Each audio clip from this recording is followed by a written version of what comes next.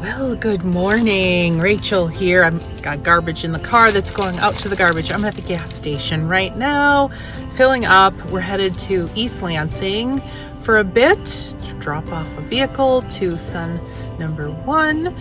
And yeah, it is freezing. So I just started the pump and now I'm inside and now the pump is done. So we'll bring you along if there's anything exciting happening. But I hope to be home by lunchtime. Bye.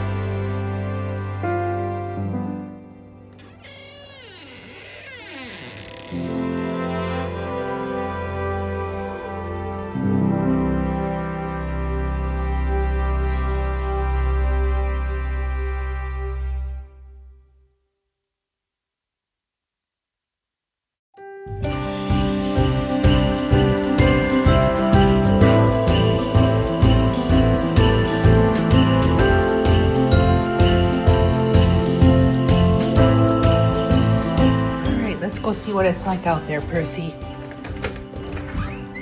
Want to go outside? Well, hi again, everyone. Getting a little bit of snow here. You can't really see it very well on the camera, but I don't know how much we're supposed to get. I think a few inches. We went and dropped the car off.